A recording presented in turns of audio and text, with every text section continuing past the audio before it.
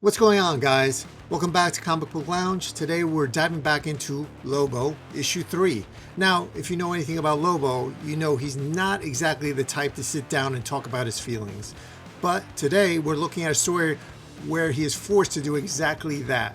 Let's see how this madness unfolds page by page. We kick things off out in deep, dark voids of space. A completely shattered, cracked orange rock. This charming place is called Asplac Major. The planet smells exactly how you think it would based on the name. We see a rundown building with a typical flickering motel sign. Inside one of these rooms we see Lobo, looking absolutely disheveled, rocking a weird orange and purple jumpsuit, surrounded by literal piles of garbage and pee-filled jars. He's talking to himself, furious about just getting fired by what he calls good-for-nothing corporate frag holes. His dog starts barking at him. Lobo, pissed, turns around completely offended and starts arguing with the little guy, yelling, "What? You wasn't saying that when you thought I was going to be earning us space truckloads of space bucks by being famous and crap." He gets interrupted by a phone call. And here we see Lobo being the rational man that he isn't. He just doesn't answer the phone. He draws a massive sword, thrusts it directly at the wall monitor to push the button to answer the call, screaming, "Who goes there?" The screen flickers to life as the man introduces himself as Dr. Bixel from the Omega Plus Department of Bounty Affairs. He explains that due to a recent corporate merger, they are required to relicense every bounty hunter in the galaxy if they want to stay in the Intergalactic Bounty Union. Lobo, standing there with his giant sword resting over his shoulders, looks at the screen and goes, "You see what I'm looking like these days, right? And all these jars filled with my own pee?" But Dr. Bixel just cuts him off and says, "Yes, I see. I'll take that as a yes for the psychological evaluation." Lobo looks down at the dog and asks, "Do you know what a sickle log decal evil urination is?" The pet just growls. Lobo narrows his red eyes, shrugs his shoulder, rips off his jumpsuit with a manic grin and yells, "Frag it, I'm in." Lobo, now naked, sitting on a plastic milk crate, smoking a cigar, talking to the monitor as the evaluation begins. Dr. Bixel starts with the basics. "Have you been experiencing any anxiety or depression?" Lobo responds. He says he doesn't know what the anxiety means, but he highly enjoys depressing his fist into things, living or dead. Bixel moves on. "Any significant traumatic life events?" Lobo just smiles menacing and asks if committing genocide of his entire home planet counts as significant. Without even blinking, Bixel asks about the history of alcohol use. Lobo replies, "There's no history. It's pretty current. In fact, I'm lubed up right now." Finally, the doctor asks a question that actually catches the main man off his guard.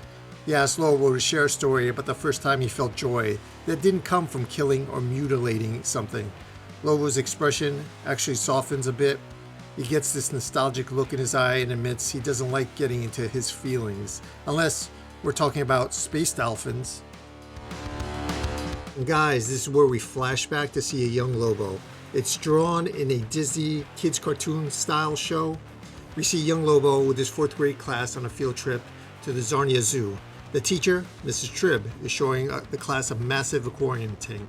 As Lobo shouts, "Mrs. Tribb, can I pet one?" She looks down at him with utter disgust and sternly tells him no.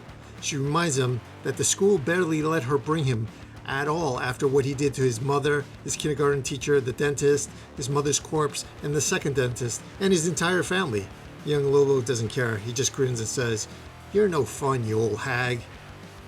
While the rest of the class is looking at the exhibits, young Lobo wanders over to the aquarium worker operating a control console. Mrs. Tribb starts leading the rest of the alien children down the corridor toward the next exhibit, telling them they're going to see one of the fiercest predators in the galaxy. But Lobo, he stays behind. She sneaks up to the multicolored interface of the control console, deep in thought, wondering which button opens the space dolphin tank. Realizing he can't figure it out, he just goes, "Frag it, I'll just push them all," and slams his hand over the control panel. The aquarium tank completely bursts open, flooding the entire facility in a massive tidal wave. While all of his screaming classmates and Mrs. Tribb are being scattered, young Lobo is having the absolute time of his life. He's riding on the back of the massive purple space dolphin, cheering, "Yee freaking ha!" As they glide through the air, young Lobo is hugging the space dolphin affectionately, asking, "Who's a good space dolphin?" while the dolphin clicks happily. But the fun doesn't last long. Mrs. Tribb, completely dripping wet, emerges from the water, angrily grabs young Lobo by the collar as she calls him a worthless little serpent. Screaming directly into his face, she says she doesn't know what she did in her life to deserve him, but she is at the end of her century-long rope. She ordered the soaked, miserable children to get in a single file to go back to the bus because their field trip is officially over. Meanwhile, young Lobo is being dragged completely unbothered with a massive smile on his face. The next day, we transition to the Zarnian High Council. Mrs. Tribb is standing before an elevated podium, passionately arguing her case against Lobo. The council members basically tell her, "Look, Mrs. Tribb, we get it. A lot of citizens have died since Lobo started going to school. But we are a utopian planet with no law enforcement. Our founders didn't make a police system, so we do not have a way to punish people yet." Tribb shouts back, reminding them after their principal Egon was killed, he literally wrote a request for a justice system in his own blood. The councilman calmly explains they're working on it, but making complex rules takes time. Tribb continues talking while Lobo next to her starts whistling, calling out to something. As she continues to warn them, the kid will be the downfall of this planet. She finally loses her mind, lunges at him, screaming, "What do you think you're doing?" We hear a deafening crash. Something violently smashes right through the podium. As the wood shatters and the dust settles, a roaring heavy metal beast emerges from the wreckage. It's Lobo's space hog trike. Lobo yells out, "I know you all gotta figure out a way to punish me, but I'm kinda not into it at all. So I'm gonna hop on my space trike hog and get." He speeds away on his tiny tricycle, laughing like a maniac and waving backwards as pink smoke and dust trail behind him, shouting, "See you later, you bunch of olds." The council members pull themselves up from the rubble, watching this little kid escape out the door. One of them looks completely defeated and says, "I never thought we'd have to resort to this, but I believe we have to make the call, or we're all doomed." The other councilman immediately concurs. We cut to a young Lobo happily riding his tricycle down a hill on Zarnia. We see the colorful alien creatures looking like monkeys and snakes are watching from the sidelines. Lobo, loving it, thinks to himself, "Would you look at that? They're all happy to see me. I'm like Lobo the Liberator." He looks up into the sky and sees space dolphins floating overhead. He gasps, "Ooh, there you are, my precious." But before he can finish his sentence, poof, his tricycle slams hard into a giant laser purple flowers, stopping him dead in his tracks. We see a hovering alien character. He introduces himself. "I am Francis Dalix, the one and only Mauve Lantern, guardian of this sector. I've been called by your leaders to discipline you." Young Lobo just stands there processing this. Lantern? So those laser flowers you made, those with the lantern? Dalix smiles proudly, pointing to a glowing pink ring on his finger, and clarifies, "No, little one, they are a construct of my ring." Lobo, being a cheeky little kid, points out, "Weird. Seems like you should be called the Mauve Ring instead. What else can you make with your gaudy jewelry?" Francis says, "That's a wonderful question. First, I'll have to tell you of the beginning."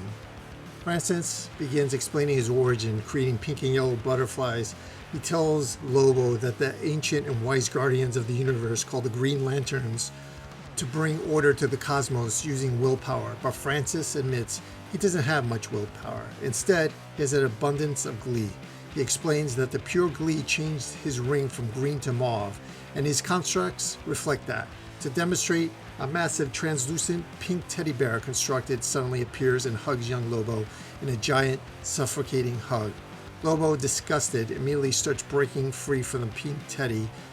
Pulling out his metal chain and hook, he tells Francis, "I hate to break it to you, Francis, but I'm going to take more than magic, butterflies, and hugging bears to stop the main kid."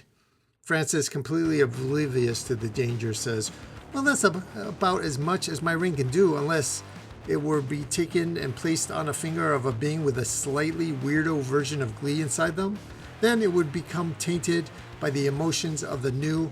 But he stops because he looks down and sees young Lobo sporting a mischievous grin. Lobo looks at him and says, "You shouldn't have told me that, Francis." Lobo starts whipping his signature metal chain, flinging it straight at Francis Dalix. The hook slices clean through Francis' finger, sending both his finger and his ring flying as he screams in agony. Lobo, I'm about to taint the frag out of your ring.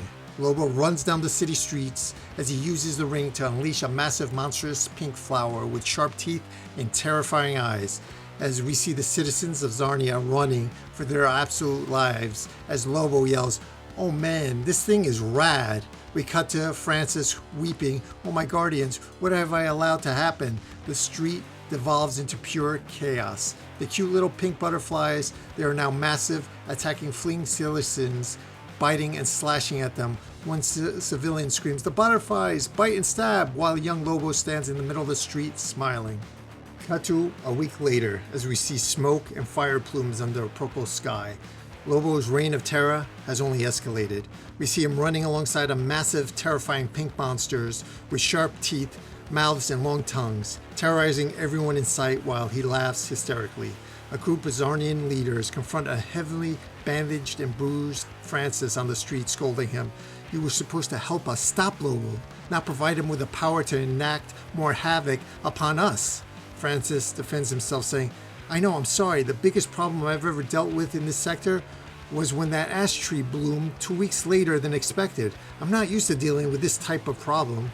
The leader tells him he has to do something or they all will perish. Francis throws up his hands in defeat, looks completely exasperated, and goes, "Fine, I'll make a call." Back to Lobo in the city, the grounds begin to violently shake. Lobo's latest creation is a giant, terrifying pink teddy bear stomping through the streets. Lobo running behind it, laughing his head off.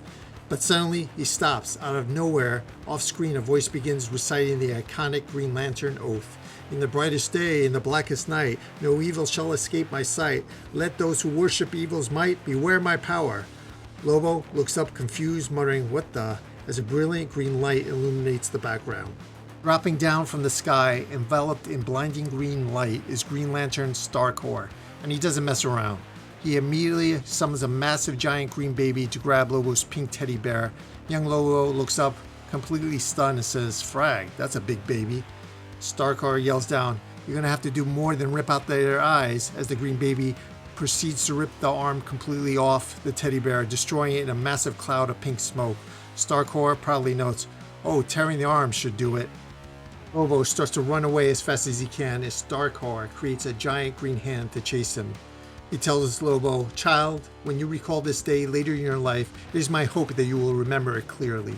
This and the events before and after." He continues his speech talking about the blood in the streets dripping from Lobo's hands like charnel rain.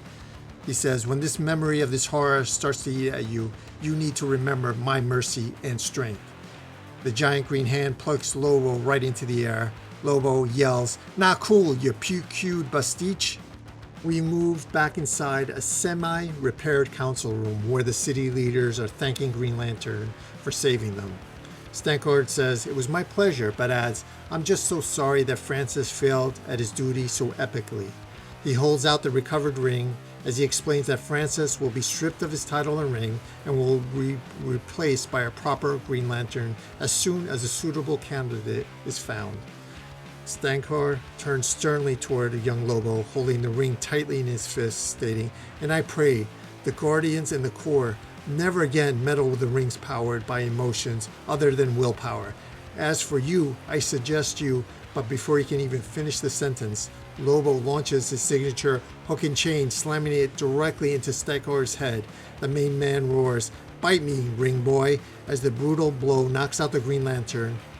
Before the alien even hits the floor, Lobo reaches down, rips the power ring right out of his hand.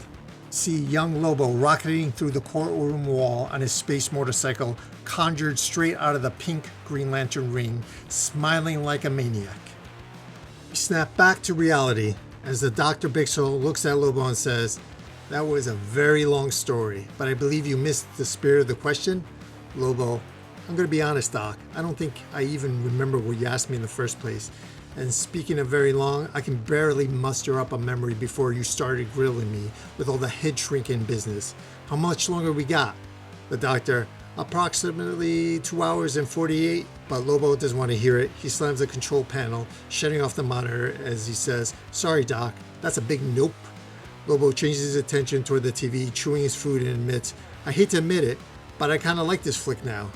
And next issue is the big blockbuster superhero flick issue. Come back next month to see Lobo versus Supergirl.